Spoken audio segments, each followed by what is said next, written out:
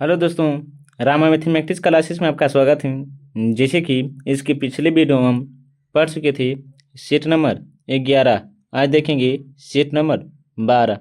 Set number 12 से जितने भी प्रश्न बनते हैं एवं महत्वपूर्ण तथ्य हम वही सभी इस वीडियो में कराएंगे। बस आप इसे ध्यानपूर्वक देखिएगा और समझिएगा, और जो भी आपको महत्वपूर्ण पॉइंट लगे आप उसे अपने कॉपी पर नोट कर लीजिएगा, ताकि अगर यहाँ से प्रश्न बने तो एग्जाम हॉल में छूटने की संभावना बहुत ही कम बने।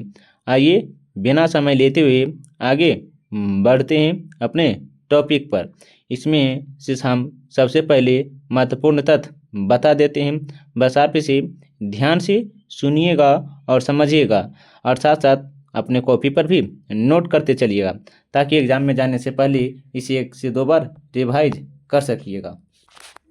जिसमें से हम सबसे पहला देखेंगे महत्वपूर्ण तथ्य, मापन यंत्र। क्या तो मापन यंत्र। तो यहाँ से पूछेंगे विशिष्ट गुरुत्व को मापने के लिए किसका प्रयोग होता है। हम लिखते चलते हैं शॉर्ट फॉर्म में। आप अगर आंसर जानते हैं तो इसका जवाब कमेंट में बताते चलिएगा। हाँ, क्या क्या बोले हैं, विशिष्ट गुरुत्व को मापने के लिए किसकी आवश्यकता होती है। तो याद रखिएगा हाइड्रोमीटर। क्या तो हाइड्रोमीटर। विशिष्ट गुरुत्व को मापने के लिए किसकी आवश्यकता है, तो हाइड्रोमीटर से मापा जाता है। यहाँ पे से ध्यान से याद रखिएगा। दूसरा प्रश्न पूछेंगे कि द्रव की शून्यता को ज्ञात करने के लिए किसकी जरूरत पड़ती है। तो याद रखिएगा बिस्को। क्या तो बिस्को मीटर के। आगे बोलेंगे वायु दाब मापने के लिए किसका प्रयोग होता है। वायु दाब मापने के लिए किसका प्रयोग होता है। तो याद रखिएगा वायु दाब अगर पूछेंगे मापने के लिए किसका प्रयोग होता है, तो याद रखिएगा बैरोमीटर। क्या तो बैरोमीटर है। आगे पूछेंगे कांच उपकरण को मापने के लिए किसका प्रयोग किया जाता है। तो याद रखिएगा अस्टेलेग्नोमीटर से मापा जाता है।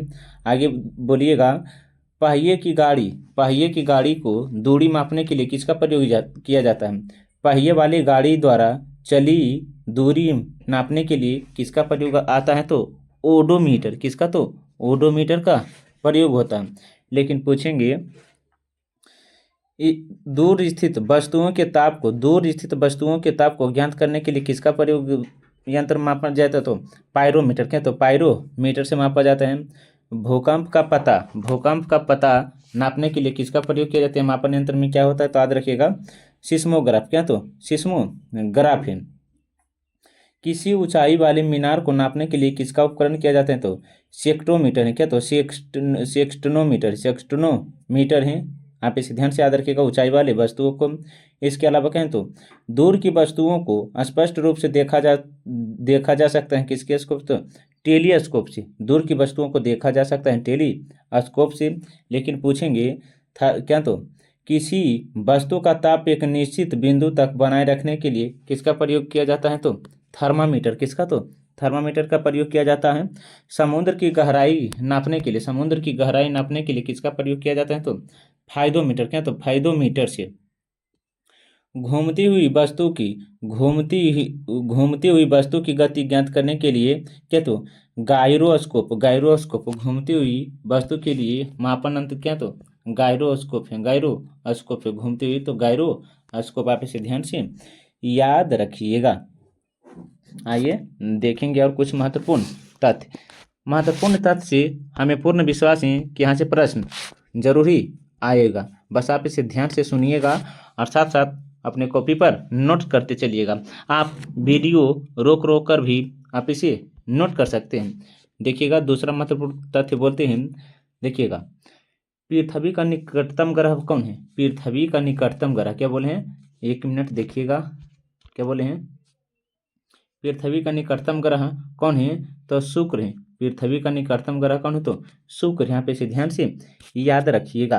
पूछेंगे सूर्य के चारों ओर स्वतंत्र कक्षा में परिक्रमा लगाने वाले क्या तो आकाशीय पिंड को क्या कहते हैं, तो ग्रह कहते हैं। क्या कहते हैं, तो ग्रह कहते हैं। यहाँ पे इसे ध्यान से याद रखिएगा। इसके अलावा बोलते हैं, क्योंकि यहाँ से प्रश्न बन जाता है कि क्या कहते हैं, किसे कहते हैं, कौन कहलाते हैं। ग्रह के पास अपना कोई प्रकाश या ऊष्मा नहीं होता है। ग्रह के पास अपना कोई प्रकाश या ऊष्मा नहीं होता है, ये सूर्य के प्रकाश से प्राप्त होता है, ये सूर्य के प्रकाश से ही चमकता है। ग्रह अपनी कक्ष पर घूमना या घूर्णन का परिभ्रमण कहलाता है। क्या? तो परिभ्रमण कहलाता है। इसे ध्यान से याद रखिएगा। अब लेकिन यहाँ से प्रश्न ये पूछता है, देखिएगा, सूर्य से क्या बोले हैं, सूर्य से जो है दूरी के आधार पर ग्रह हैं, सूर्य से दूरी के आधार पर कौन कौन से ग्रह हैं, बस आप इसे ध्यान से याद रखिएगा। जिसमें से है पहला है बुध, सूर्य से सबसे दूरी निकट कौन है? बुध। उसके बाद आता है शुक्र, कौन? तो शुक्र। उसके बाद आता है पृथ्वी, कौन है? तो पृथ्वी ही। उसके बाद आता है मंगल, कौन है? तो मंगल। उसके बाद आता है बृहस्पति, कौन आता है? तो बृहस्पति। फिर आता है कौन? शनि। उसके बाद अरुण और वरुण। ये जो है सूर्य से कर्मानुसार है, सूर्य से कर्मानुसार है। यहाँ पे इसे ध्यान से याद रखिएगा। लेकिन प्रश्न यहाँ पर इस तरह भी पूछा जा सकता है कि आकार के अनुसार, क्या बोले हैं, आकार के अनुसार घटते क्रम में बताएं, आकार के अनुसार घटते क्रम में। तो याद रखिएगा सूर्य से जो है घटते क्रम में जो है सबसे पहला क्या है? तो बृहस्पति है। आप याद रखिएगा। आकार के आधार पर ग्रह, आकार के आधार पर, आकार के आधार पर ग्रह है, आकार के आधार पर ग्रह। आप इसे ध्यान से याद रखिएगा। तो आकार के आधार पर जो है क्रम में है। पहला जो है बृहस्पति है, कौन है? तो बृहस्पति है। बृहस्पति पर क्या होता है? शनि, कौन होता है? तो शनि होता है, ध्यान से याद रखिएगा। उसके बाद होता है अरुण, कौन होता है? तो अरुण। उसके बाद होता है पृथ्वी, कौन होता है? तो पृथ्वी होता है। उसके बाद होता है शनि, कौन होता है? तो शनि, सॉरी, पहला होता है बृहस्पति। उसके बाद होता है शनि, क्या? तो शनि। उसके बाद होता है अरुण। उसके बाद होता है वरुण, क्या होते हैं? उसके बाद होता है वरुण। वरुण पर के जो होता है, दोबारा बोल देते हैं, देखिएगा।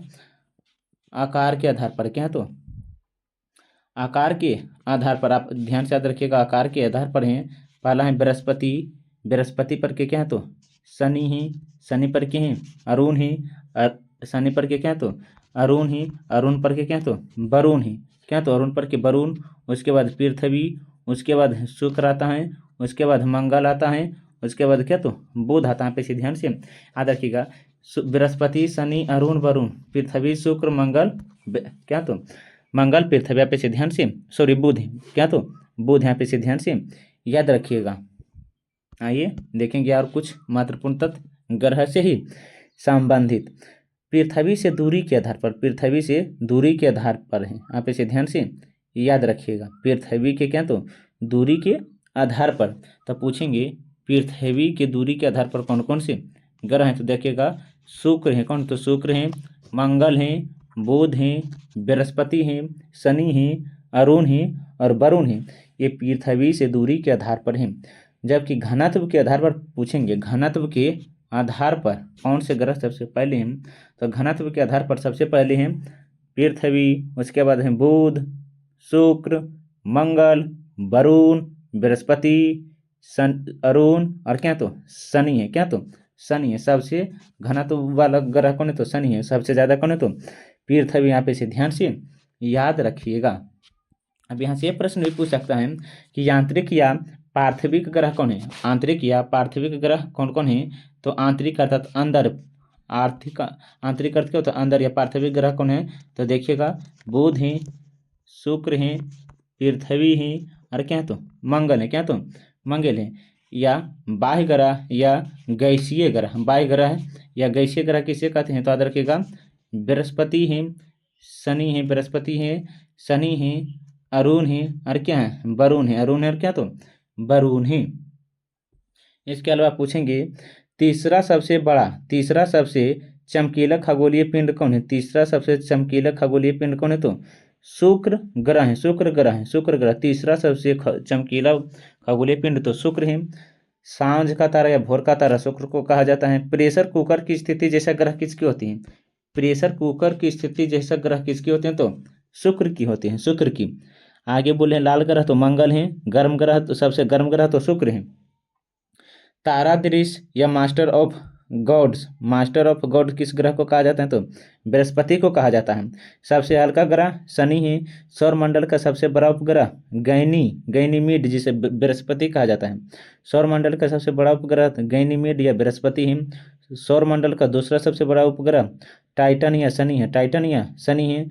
नीले हरे रंग का या लेटा हुआ ग्रह अरुण है। नीले हरे रंग का लेटा हुआ ग्रह किसे का? अरुण को।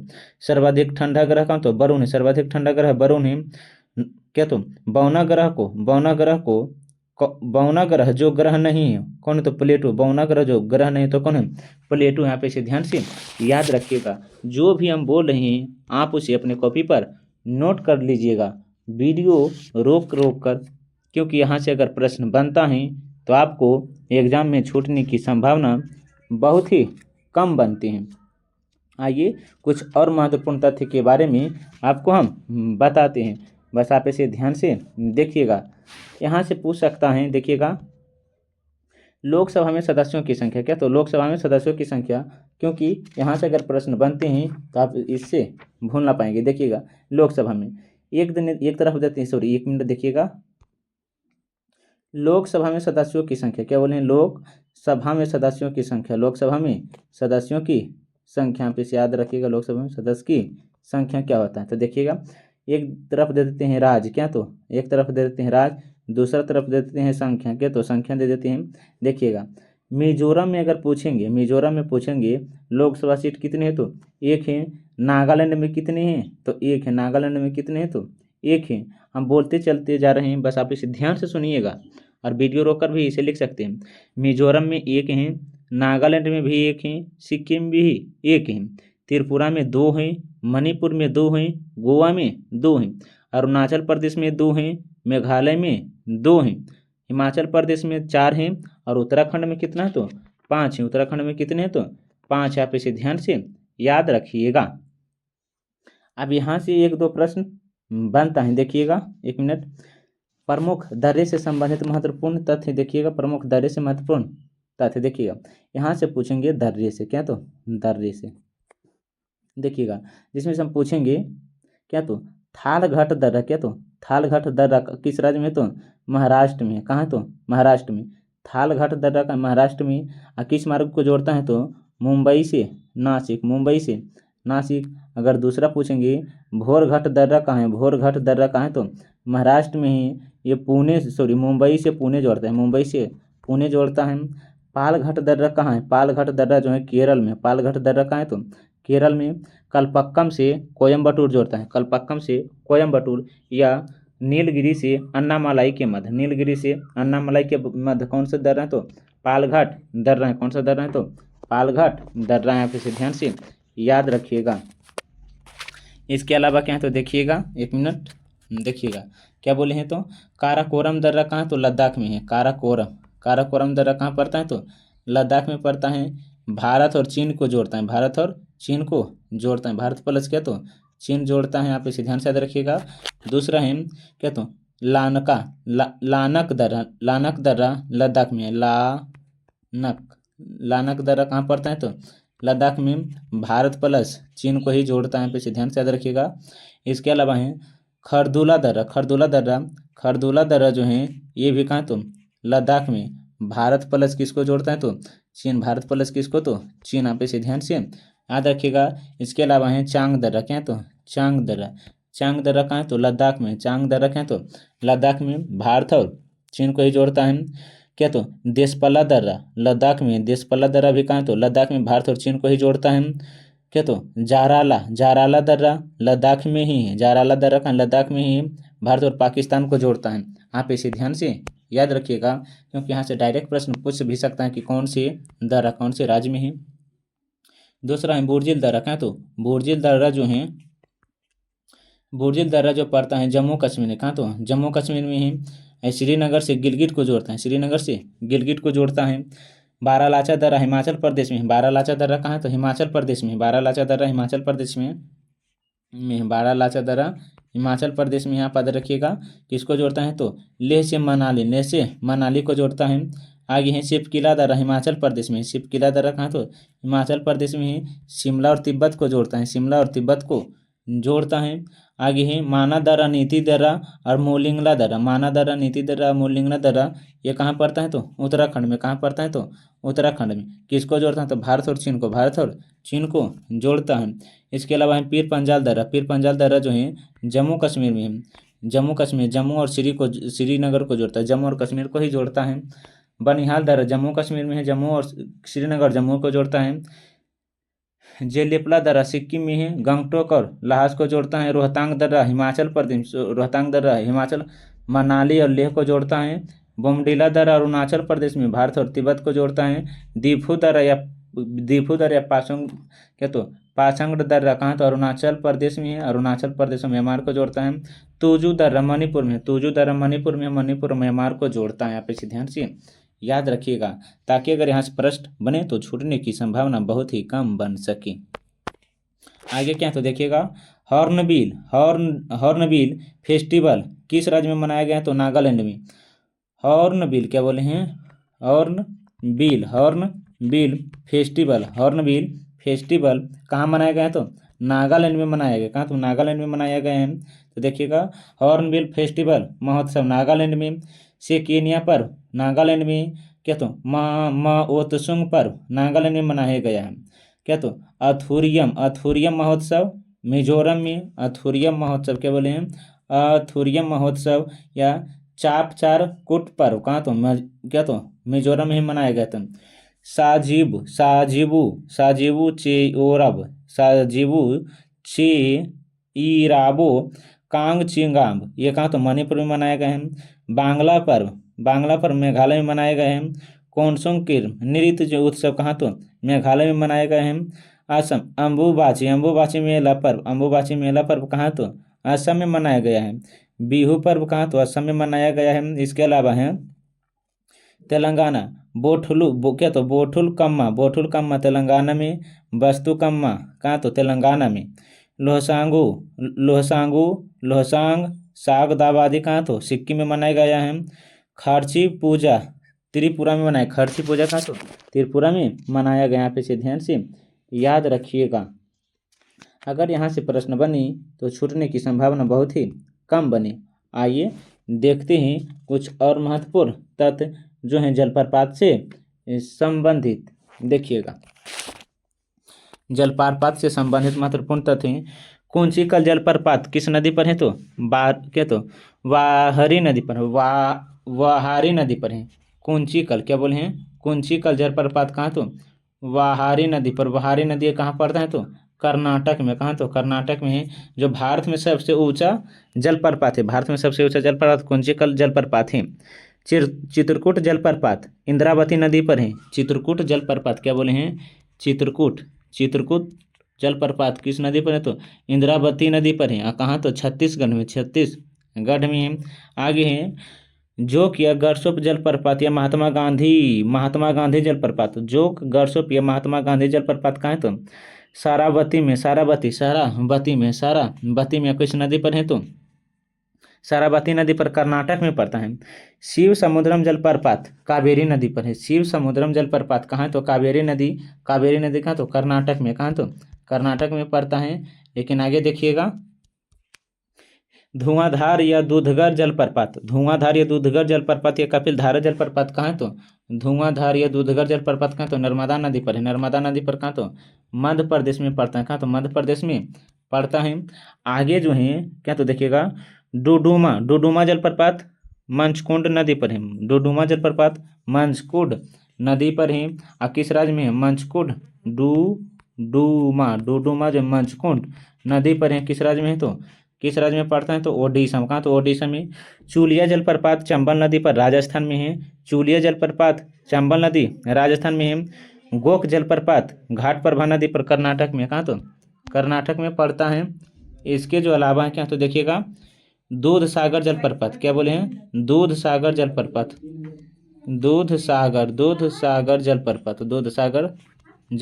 कहाँ पड़ता है? तो देखिएगा मांडवी नदी पर। कहाँ? तो मांडवी नदी पर है। मांडवी नदी पर किस राज्य में है? तो गोवा में। किस राज्य में? तो गोवा में। सचाई जलप्रपात बीहड नदी पर है। किस राज्य में है? तो मध्य प्रदेश में है। सांडडी जलप्रपात शंख नदी पर है, शंख नदी पर झारखंड में पड़ता है। गौतम धारा जोन्हा रारूर नदी पर झारखंड में, रारूर नदी पर झारखंड में। दसम जलप्रपात कांची में, दसम जलप्रपात कहाँ, तो कांची कहाँ पड़ता है, तो झारखंड में ही पड़ता है, झारखंड में ही पड़ता है कौन, तो कांची। आप इसे ध्यान से याद रखिएगा। आइए देखते हैं और कुछ महत्वपूर्ण तथ्य, 1 मिनट देखिएगा क्या बोले हैं। यहाँ से कुछ संबंधित खील एवं उपनाम है। तो मिल्खा सिंह पूछेंगे किस उपनाम से, तो फाइलिंग सिंह। मिल्खा क्या बोले हैं, मिल्खा सिंह किस उपनाम से संबंधित, तो फाइलिंग सिंह के नाम से संबंधित है। मेजर ध्यानचंद्र हॉकी के जादूगर, मेजर ध्यानचंद्र जो हैं हॉकी के जादूगर हैं। विश्व आनंद सिंह लाइटिंग किंग से। राहुल द्रविड़ द बोल्ड से संबंधित है। पीटी उषा उड़न परी के नाम से है। मैरी कॉम क्या बोले हैं, मैरी कॉम देखिएगा, मैरी कॉम जो है सुपर मॉम, क्या तो सुपर मॉम। आगे क्या, तो हरभजन सिंह द ट्रेबिनियर है। आगे क्या, तो देखिएगा दूसरा जो है यान थार्पो, क्या तो यान थार्पो जो है तारपिंडों के नाम से अर्थात इसका उपनाम है। आंध्रे अगासी डेनियस द मिनोसो है। क्वाइल्ड डोइट सुपर कैट, क्या तो सुपर कैट है।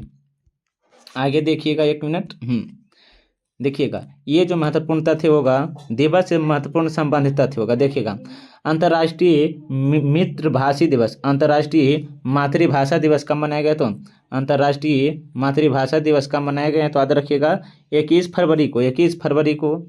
विश्व दलहन दिवस 10 फरवरी को, विश्व दलहन दिवस कब, तो 10 फरवरी को मनाया जाता है। विश्व आर्द्रभूमि दिवस 2 फरवरी को मनाया जाता है। राष्ट्रीय पर्यटन दिवस 25 जनवरी को मनाया जाता है। राष्ट्रीय पर्यटन दिवस 25 जनवरी को मनाया जाता है। राष्ट्रीय युवा दिवस 22 जनवरी को मनाया जाता है। राष्ट्रीय युवा दिवस 22 जनवरी को मनाया जाता है। विश्व हिंदी दिवस 10 जनवरी को मनाया जाता है। विश्व हिंदी दिवस क्या बोले हैं, विश्व हिंदी दिवस पूछेंगे कब मनाए, तो 10 जनवरी को। आप ध्यान से याद रखिएगा। इसके अलावा है प्रवासी भारतीय दिवस 9 जनवरी मनाया जाता है। आगे क्या, तो राष्ट्रीय उपभोक्ता अधिकार दिवस जो है 24 दिसंबर को। राष्ट्रीय उपभोक्ता अधिकार दिवस 24 दिसंबर को। विश्व मृदा दिवस कब मनाया जाता है, विश्व मृदा दिवस तो 5 दिसंबर को मनाया जाता है, 5 दिसंबर को मनाया जाता है। आगे है विश्व एड्स दिवस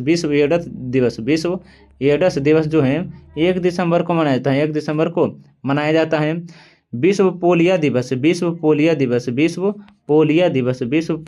जो है 24 अक्टूबर को मनाया जाता है, 24 अक्टूबर को मनाया जाता है। आगे है अंतर्राष्ट्रीय बालिका दिवस जो है 11 अक्टूबर को मनाया जाता है, 11 अक्टूबर को मनाया जाता है अंतर्राष्ट्रीय बालिका दिवस। लेकिन विश्व खाद्य दिवस कब मनाया जाता है, विश्व खाद्य दिवस जो है 16 अक्टूबर को मनाया जाता है। कब, तो 16 अक्टूबर को। विश्व हृदय दिवस क्या बोले हैं, विश्व हृदय दिवस कब मनाया जाता है, तो 29 सितंबर को विश्व हृदय दिवस। आगे क्या, तो देखिएगा विश्व ओजोन दिवस कब मनाया जाता है, तो 16 सितंबर को विश्व ओजोन दिवस मनाया जाता है। अंतर्राष्ट्रीय साक्षरता दिवस 28 सितंबर को मनाया जाता है, अंतर्राष्ट्रीय साक्षरता दिवस 28 सितंबर को मनाया जाता है। विश्व युवा दिवस 12 अगस्त को। विश्व हेपेटाइटिस दिवस 28 जुलाई को, विश्व हेपेटाइटिस दिवस 28 जुलाई को मनाया जाता है। विश्व जनसंख्या दिवस 11 जुलाई को, विश्व जनसंख्या दिवस कब मनाया जाता है, तो 11 जुलाई को मनाया जाता है विश्व जनसंख्या दिवस। आप इसे ध्यान से याद रखिएगा। इसके अलावा और कुछ महत्वपूर्ण तथ्य देखिएगा 1 मिनट क्या देखिए, तो सियाचिन क्या बोले हैं, सियाचिन कहाँ है, तो 1 मिनट देखिएगा। सियाचिन देखिएगा, सियाचिन कहाँ पड़ता है? तो लेह लद्दाख में। क्या? तो लेह लद्दाख में। इसके अलावा है क्या? तो बाल्टोरो काराकोरम दर्रा में है। बाल्टोरो कहाँ है? काराकोरम दर्रा में। आप इसे ध्यान से याद रखिएगा। सोपानी ग्लेशियर जम्मू कश्मीर में है। सोपानी ग्लेशियर कहाँ है? तो जम्मू कश्मीर में। सोपानी ग्लेशियर कहाँ है? तो जम्मू कश्मीर में है। इसके अलावा है चोगोलुंगमा। चोंगोलुंगमा कहाँ है? तो काराकोरम में है। चोंगोलुंगमा कहाँ है? तो काराकोरम है। चोंगोलुंगमा कहाँ पड़ता है? तो काराकोरम में है। क्या? तो मिलाम। क्या? तो मिलाम जो है कुमायूं उत्तराखंड में। कुमायूं उत्तराखंड में है।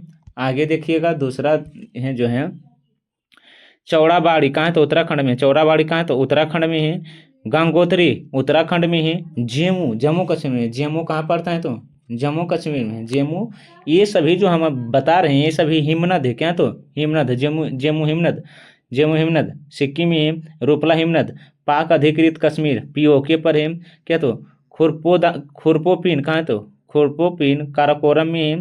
क्या? तो बतूरा काराकोरम में है। बियाफो जो है कहाँ? तो काराकोरम में है। इस पर भी कहाँ है? तो काराकोरम में ही। रीमो क्या? तो काराकोरम में है। पुनहम कहाँ है? तो काराकोरम में। आप इसे ध्यान से याद रखिएगा। दोबारा हम बोल देते हैं। सियाचिन ग्लेशियर लेह लद्दाख में है। बाल्टोरो ग्लेशियर कहाँ है? तो काराकोरम में है। चोंगोलुंगमा कहाँ है? तो काराकोरम में है। मिलाम कहाँ है? तो कुमायूं उत्तराखंड में है। चोराबाड़ी जो पड़ता है कहाँ? तो उत्तराखंड में है। गंगोत्री उत्तराखंड में है। जेमू ग्लेशियर सिक्किम में है। रूपल ग्लेशियर पाक अधिकृत कश्मीर पीओके में है। क्या? तो खुरपोपिन काराकोरम में है। बातूरा ग्लेशियर काराकोरम में है। बियाफो ग्लेशियर काराकोरम में है। हिस्पर ग्लेशियर काराकोरम में है। रिफो ग्लेशियर काराकोरम में है। और क्या? तो पुनमा ग्लेशियर क्या है? तो काराकोरम में है। आप इसे ध्यान से याद रखिएगा। आइए देखते हैं आगे क्या है। बस आप इसे ध्यान से देखिएगा। हम आते हैं क्वेश्चन नंबर 1 पर। देखिएगा वो थोड़ा सा जूम कर देते हैं। देखिएगा। हाँ बोलिएगा। बोस्ट आइंस्टीन के तो कैंडेसेंट की गतिज ऊर्जा कैसी होती है? तो याद रखिएगा अत्यंत निम्न होती है। अत्यंत निम्न। ऑप्शन नंबर ये होगा। क्वेश्चन नंबर 2 देखिएगा। वैद्युत आवेश को भंडारित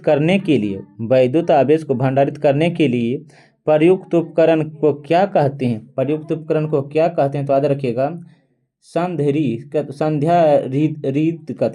कहते हैं। आगे क्या? तो देखिएगा क्वेश्चन नंबर 3 जो है गीली चादर को धूप में फैलाने से शीघ्रता सूख जाती है। गीली चादर को धूप में फैलाने से शीघ्रता सूख जाती है क्योंकि उसमें क्या होते हैं? तो बाष्पीकरण की दर बढ़ जाती है। बाष्पीकरण की दर बढ़ जाती है। ऑप्शन नंबर ए होगा। क्वेश्चन नंबर 4 देखिएगा। निम्नलिखित में कौन सी गैस जल में घुलनशील पर अम्लीय विलयन बनाती है? अम्लीय विलयन बनाती है। तो याद रखिएगा कार्बन डाइऑक्साइड है। कार्बन डाइऑक्साइड है। क्वेश्चन नंबर 5 देखिएगा। कार्बनिक यौगिक की सजातीय श्रेणी में 2 क्रमागत सदस्यों के मध्य समूह को अंतर होते हैं। मध्य समूह के जो अंतर होते हैं उसे कौन होते हैं? तो देखिएगा -CH2 होता है। आगे क्या? तो देखिएगा क्वेश्चन नंबर 6 है जस्ता धातु हाइड्रोक्लोरिक अम्ल से क्रिया करके कौन सी गैस निष्कासित करती हैं? कौन सी गैस निष्कासित करते हैं? तो हाइड्रोजन करते हैं। कौन से? तो हाइड्रोजन। देखिएगा थोड़ा सा जूम कर देते हैं। देखिएगा क्वेश्चन नंबर 7 एथिलीन डाइब्रोमाइड को पेट्रोल में मिलाने पर क्या होता है? पेट्रोल में मिलाने पर क्या होता है? यह लेड क्या बोले? यह लेड के विलेपन में सहायक होते हैं। क्या? तो सहायक होते हैं। आगे देखिएगा निम्न में से कहाँ पित्त वसा का पाइशीकरण अर्थात क्या? तो इमल्सीकरण होता है। इमल्सीकरण होता है। तो याद रखिएगा यकृत में होता है। कहाँ? तो यकृत में होता है। क्वेश्चन नंबर 9 देखिएगा।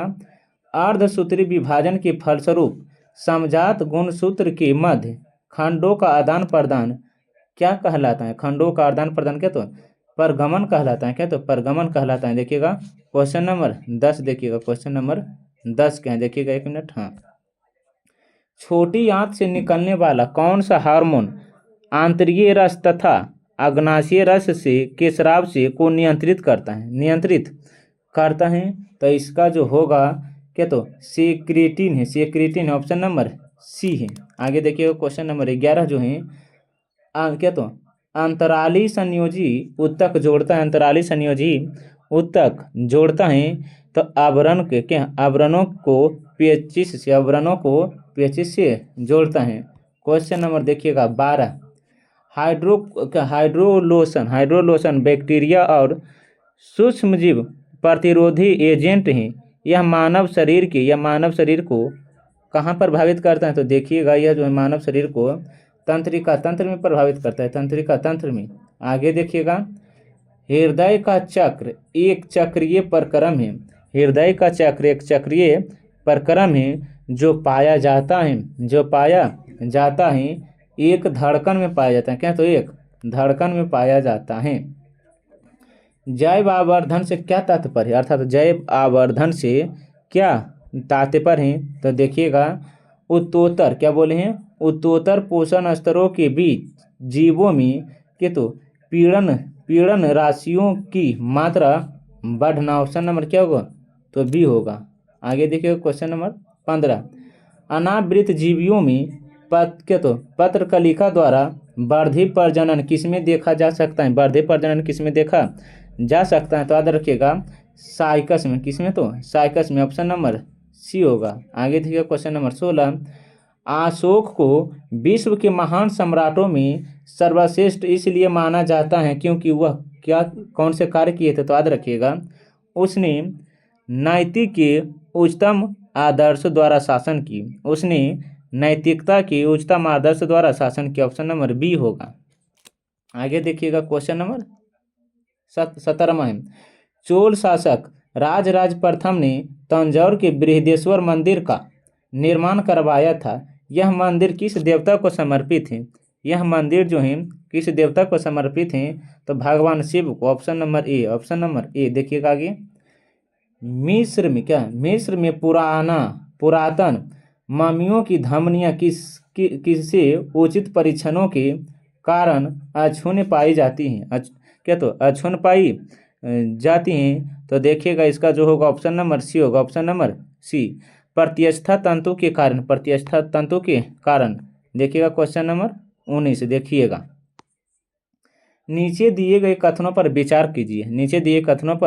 विचार करिए और कौन सा सही है। तो देखिएगा इसमें जो होगा उन्होंने आंध्र भोज की उपाधि, एक मिनट देखिएगा क्या है, ऑप्शन नंबर सी है, ऑप्शन नंबर सी। देखिएगा कृष्ण देवराय जो था आंध्र भोज की उपाधि धारण की थी।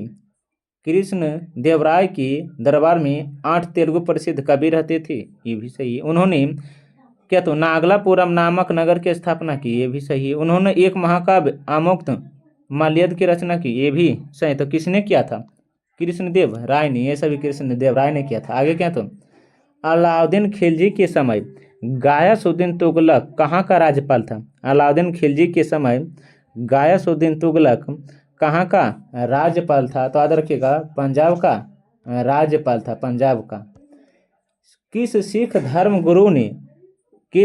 गुरु धर्म ने क्या, तो तराना साहिबा की स्थापना की, ताराना साहिबा की स्थापना की, तो याद रखिएगा गुरु अर्जुन देव ने। लेकिन पूछेंगे कहाँ, तो याद रखिएगा पंजाब में किया था। कहाँ, तो पंजाब में। देखिएगा आगे क्वेश्चन नंबर 22 है, अवध में हुए एक्का आंदोलन का मुख्य उद्देश्य क्या था, अवध में हुए एक्का आंदोलन का मुख्य उद्देश्य क्या था, लगान का नगद में परिवर्तन। क्वेश्चन नंबर 23 देखिएगा, निम्नलिखित में से किस साहित्य कृति के कुछ अंश 2.5 दिन का झोपड़ा नामक वस्तु कृति से मिलते जुलते हैं, तो याद रखिएगा हरिकेली नाटक से। आगे देखिएगा एक मिनट, क्वेश्चन नंबर 24 देखिएगा, भारतीय राष्ट्रीय कांग्रेस के बारे में निम्नलिखित कथनों पर विचार करिए, अर्थात कि कौन सा कथन सही है भारतीय राष्ट्रीय कांग्रेस के बारे में। तो देखिएगा सरोजनी नायडू कांग्रेस की अध्यक्ष बनने वाली प्रथम महिला हैं, ये गलत है। क्या, CR दास कांग्रेस बने तब वे जेल में थे, ये सही है। CR दास जब अध्यक्ष बने तब वे जेल में ही थे। ए ओ ह्यूम अध्यक्ष बनने वाले ब्रिटिश नागरिक थे, ये गलत है। आगे क्या था देखिएगा, 1894 में अल्फ्रेड वेब कांग्रेस के अध्यक्ष थे, ये सही है, ये सही है। तो क्या होगा, 2 और 1 मिनट, 2 और क्या है 4 है, 2 और 4, तो देखिएगा 2 और 4 का ऑप्शन नंबर में तो बी है, ऑप्शन नंबर बी। 24 का क्या होगा, तो बी होगा। आगे देखिएगा क्वेश्चन नंबर 25, भारत श्रमजीवी नामक मासिक पत्रिका का प्रकाशन किसने किया? भारत श्रमजीवी नामक मासिक पत्रिका का प्रकाशन किसने किया? तो यहाँ पर ध्यान दीजिएगा, क्वेश्चन नंबर 25 का होगा option number A, Shashipad Banerjee, Shashipad Banerjee ने किया था। क्वेश्चन नंबर 26 देखिएगा, क्या तो फ्रेजर आयोग का संबंध किससे है? फ्रेजर आयोग का संबंध किससे है? तो पुलिस सुधार से है। फ्रेजर आयोग का संबंध किससे है? तो पुलिस सुधार से है। अलीपुर षड्यंत्र केस में अरविंद घोष का बचाव निम्न में से किसने किया था? अरविंद घोष का बचाव किसने किया था? अलीपुर षड्यंत्र केस में तो चित्तरंजन दास ने किया था, ऑप्शन नंबर ए, चित्तरंजन दास ने किया था। आगे देखिएगा क्वेश्चन नंबर कितना होगा, तो 1 मिनट देखिएगा, 28। क्वेश्चन नंबर क्या होगा, तो 28 देखिएगा। थोड़ा सा छोटा कर देते हैं ताकि आपको दिख सके पूरा चीज़। हाँ 1 मिनट देखिएगा, देखिएगा आप क्या, तो क्वेश्चन नंबर 28 है, निम्नलिखित को सुमेलित कीजिए, निम्नलिखित को सुमेलित कीजिए, आपको दिख सके। देखिएगा जिसमें से क्या, तो भारतीय राष्ट्रीय कांग्रेस की प्रथम भारतीय महिला कौन थी? भारतीय राष्ट्रीय कांग्रेस की प्रथम भारतीय महिला कौन थी? तो सरोजनी नायडू थे, सरोजनी नायडू। 1 के 4 होगा, 1 के सॉरी 4 का 1 होगा, 4 का 1, तो देखिएगा 4 का 1 2 ऑप्शन में है। तो देखिए आगे क्या, तो जलियांवाला बाग हत्याकांड के समय भारत का वायसराय कौन था? जलियांवाला बाग हत्याकांड के समय भारत का वायसराय कौन था? तो याद रखिएगा जेम्स, तो लॉर्ड जेम्स फोर्ड था, लॉर्ड जेम्स फोर्ड था। तो 2 का क्या होगा, बी। 2 का क्या होगा, तो बी, जेम्स फोर्ड। तो देखिएगा 2 4 और 1, 4 और 1 ऑप्शन नंबर 2 को में। आगे देखिएगा क्या है, तो 1935 में स्थानांतरित संघीय न्यायालय के प्रथम मुख्य न्यायाधीश थे, कौन थे? प्रथम मुख्य न्यायाधीश कौन थे? तो क्या था, डब्ल्यू हंटर थे, डब्ल्यू कौन थे? हंटर थे। तो ऑप्शन देखिएगा 3 है, तो देखिएगा 4 1 2, 4 1 2 ऑप्शन नंबर बी में है, ऑप्शन नंबर बी में ही। एक और पढ़ देते हैं क्या, तो 1882 में गठित इंडियन एजुकेशन कमीशन का अध्यक्ष कौन था? तो याद रखिएगा सर मेमोरिस गवार था, सर मेमोरिस गवार था। आगे देखिएगा क्या, तो क्वेश्चन नंबर 29 देखिएगा, क्वेश्चन नंबर 29, निम्नलिखित को कर्मानुसार सजाए, निम्नलिखित को कालानुक्रमानुसार सजाइए। आप इसे ध्यान से याद रखिएगा क्या, तो क्वेश्चन नंबर 29 का जो होगा देखिएगा, ये जो होगा नौजवान भारत की स्थापना, नौजवान भारत की स्थापना पहले हुआ, रानी गिडुला को आजीवन कारावास मिला, ये भी सही है। प्रांतीय स्वायत्तता अधिनियम भी लागू, ये भी सही है।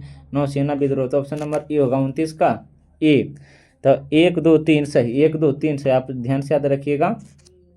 आगे क्या, तो देखिएगा अखिल भारतीय किसान महासभा सर्वप्रथम कहाँ आयोजित किया? अखिल भारतीय किसान महासभा सर्वप्रथम कहाँ आयोजित हुआ? तो याद रखिएगा लखनऊ में। कहाँ, तो लखनऊ में हुआ था। आगे देखिएगा क्वेश्चन नंबर 31, निम्नलिखित युग्मों पर विचार करें, निम्नलिखित युग्मों पर विचार करें। देखिएगा क्वेश्चन नंबर क्या है 31, तो देखिएगा पढ़रपुर चंद्रभागा नदी पर, ये सही है। पढ़रपुर क्या, तो चंद्रभागा नदी पर है। तिरुचिपल्ली कावेरी नदी पर है, तिरुचिपल्ली कावेरी नदी पर है। हम्पी जो है कृष्णा नदी पर, हम्पी क्या, तो कृष्णा नदी पर, ये गलत है। तो 1 और 2 ऑप्शन नंबर ए है, ऑप्शन नंबर ए है। आगे देखिएगा क्वेश्चन नंबर 32 देखिएगा, निम्नलिखित में से कौन सा युग्म सुमेलित नहीं है? हम इसके पहले ये सब कथन बता चुके थे। देखिएगा क्वेश्चन नंबर 32, अर्थात 3 सही है 1 गलत है, 3 सही 1 गलत है, गलत को ही चुनना होगा। रोहतांग दर्रा कहाँ है? तो हिमाचल प्रदेश में। माना दर्रा उत्तराखंड में है। नाथुला दर्रा कहाँ है? तो सिक्किम में है। नाथुला, 1 मिनट देखिएगा, 1 मिनट, क्वेश्चन नंबर कितना है? तो 32। नाथुला दर्रा कहाँ पड़ता था? सिक्किम में। देवास दर्रा जम्मू कश्मीर में नहीं पड़ता है, देवास दर्रा जम्मू कश्मीर में नहीं पड़ता है। ऑप्शन नंबर क्या होगा? बी होगा, ऑप्शन नंबर बी, ये गलत है। आगे देखिएगा क्वेश्चन नंबर 33। क्या तो माल्टाना घाटी निम्नलिखित में से किस राज्य में अवस्थित है? माल्टाना घाटी किस राज्य में अवस्थित है? तो याद रखिएगा हिमाचल प्रदेश में। माल्टाना घाटी कहाँ? तो हिमाचल प्रदेश में। आगे क्या? तो देखिएगा ओजस डेलो साल्टो ज्वालामुखी, ओजस डेलो साल्टो ज्वालामुखी शिखर निम्नलिखित में से किस देश से संबंधित हैं? किस देश से संबंधित? तो याद रखिएगा चिली से संबंधित है। किससे? तो चिली से संबंधित हैं। आगे देखिएगा क्वेश्चन नंबर 35। संघीय प्रणाली का निम्नलिखित में से कौन सा लक्षण भारतीय राजनीतिक प्रणाली में नहीं पाया जाता है? नहीं पाया जाता, याद रखिएगा दोहरी नागरिकता नहीं पाया जाता है, बाकी सभी है। संविधान की सर्वोच्चता है, परिसंघीय राज्य और सरकारों की शक्तियों का विवरण, ये भी सही है। संविधान के निर्माण में न्यायालय का प्राधिकार, ये भी सही है, ऑप्शन नंबर ए। आगे देखिएगा सफलतापूर्वक कार्य करने हेतु तो पंचायत को पूरे सहयोग के लिए किसकी जरूरत पड़ती है? सफलतापूर्वक कार्य करने हेतु तो पंचायत को पूरे सहयोग के लिए किसकी जरूरत पड़ती है? तो यहाँ पर ध्यान से याद रखिएगा स्थानीय जनता की जरूरत पड़ती है, स्थानीय जनता की जरूरत पड़ती है। क्वेश्चन नंबर 37 देखिएगा भारत के संविधान का भाग 14 संबंधित है किससे? अर्थात संविधान के भाग 14 किससे संबंधित हैं? तो यहाँ पर ध्यान से याद रखिएगा संघ और राज्य के अधीन सेवा, ऑप्शन नंबर बी है, ऑप्शन नंबर बी। आगे क्या? तो देखिए क्वेश्चन नंबर 38, एक मिनट देखिएगा निम्नलिखित में से भारत में मौलिक कर्तव्य कौन सा है? भारत के में मौलिक कर्तव्य कौन सा है हम पूछें तो देखिएगा याद रखिएगा न्यायपालिका से कार्यपालिका का पृथक्करण, ये नहीं है। हमारी मिली जुली संस्कृति की समृद्धि विरासत को संरक्षित करना और महत्व प्रदान करना, ये सही है। बच्चों के लिए मुफ्त एवं अनिवार्य शिक्षा, ये गलत है। अछूत की परंपरा को समाप्त करना, ये भी गलत है। तो ऑप्शन नंबर क्या होगा? बी होगा, ऑप्शन नंबर बी। देखिएगा क्वेश्चन नंबर 39। भारत का नियंत्रक एवं महालेख परीक्षक CAG जिसके लिए मुख्य लेखाकार एवं परीक्षक के रूप में कार्य करते हैं वो ये कौन होते हैं? तो याद रखिएगा संघ तथा राज्य सरकार होता है, संघ तथा राज्य सरकार होता है। क्वेश्चन नंबर 40 देखिएगा निम्नलिखित युग्मों में कौन सा युग्म सही नहीं है? अर्थात 3 सही हैं, 1 गलत है, हमें गलत को ही चुनना है। तो देखिएगा राष्ट्रपति की पदावधि, क्या बोले? राष्ट्रपति की पदावधि अर्थात पद के बारे में अनुच्छेद 56 में सही है।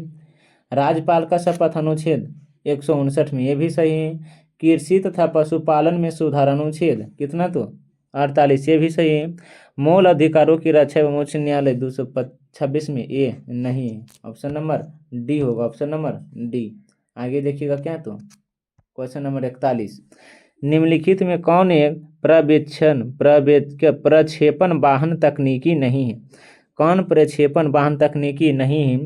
तो MSL भी नहीं है। आगे देखिएगा क्वेश्चन नंबर कितना है? तो 42 देखिएगा मुंडारी नृत्य का संबंध किस भारतीय राज्य से है? मुंडारी नृत्य का संबंध किस भारतीय राज्य से है? तो झारखंड से। किसे? तो झारखंड से है। आगे देखिएगा क्वेश्चन नंबर 43 निम्न में से किस समूह के सभी चारों देश G20 के सदस्य रहे? G20 के सदस्य रहे तो याद रखिएगा अर्जेंटीना, मैक्सिको, दक्षिण अफ्रीका, तुर्की, ऑप्शन नंबर क्या? तो बी है, बी है। G20 के सदस्य देश रहे अर्जेंटीना, मैक्सिको, दक्षिण अफ्रीका, तुर्की, ऑप्शन नंबर बी। आगे देखिएगा बधाई लोकगीत उत्तर प्रदेश किस क्षेत्रीय प्रसिद्ध का लोकगीत है? तो याद रखिएगा पूर्वांचल का। किसका? तो पूर्वांचल का, ऑप्शन नंबर ए है। आगे क्या? तो सिल्वर फाइबर क्रांति का संबंध किससे है? सिल्वर फाइबर क्रांति का संबंध किससे है? तो कपास से है। सिल्वर फाइबर क्रांति का संबंध किससे? तो कपास से है। आगे क्या? तो देखिएगा मूंगा रेशम भारत के किस राज्य से संबंधित है? मूंगा रेशम भारत के किस राज्य से संबंधित है? तो याद रखिएगा असम से। मूंगा रेशम जो है असम में पाया जाता है। अर्थ आवर प्रोग्राम कब शुरू हुआ था? अर्थ आवर प्रोग्राम कब शुरू हुआ था? तो याद रखिएगा 2007 में शुरू हुआ था, 2007 में शुरू हुआ था। आगे क्या है? विशेष आहरण अधिकार SDR की सुविधा किसमें उपलब्ध है? तो याद रखिएगा IMF में ऑप्शन नंबर ए होगा। क्वेश्चन नंबर 49 देखिएगा, निम्नलिखित में से कौन सा विश्व का सबसे अधिक जनसमूह का प्रतिनिधित्व करता है? तो पूर्वी एशिया है। कौन है? तो पूर्वी एशिया। क्वेश्चन नंबर 50 देखिएगा, पर्यावरण निम्नलिखित में से किससे संबंधित बनता है? पर्यावरण निम्नलिखित में से किससे संबंध नहीं बनाता है? पर्यावरण किससे संबंध नहीं बनाता है? तो याद रखिएगा कृत्रिम घटकों से संबंध नहीं बनाता है, बाकी जीवीय घटकों से, अजैव घटकों से, भूआकृति घटकों से बनाता है और कृत्रिम घटकों से नहीं बनाता है। यहाँ पे से ध्यान से याद रखिएगा। हम इस वीडियो में क्वेश्चन नंबर 1 से 50 तक डिटेल और महत्वपूर्ण तथ्य के साथ भी करा दिए हैं। आप इसे एक बार पुनः देख लीजिएगा ताकि सेट नंबर 12 से जितने भी प्रश्न बनते हैं एवं महत्वपूर्ण तथ्य आपको एक ही वीडियो में याद हो जाए। अगर वीडियो अच्छा लगता है तो लाइक, सब्सक्राइब, कमेंट और साथ साथ अपने दोस्तों के साथ भी शेयर कीजिएगा। तब तक के लिए पढ़ने में मस्त रहिए, ज़बरदस्त रहिए। हम मिलते हैं एक नए वीडियो के साथ। तब तक के लिए धन्यवाद।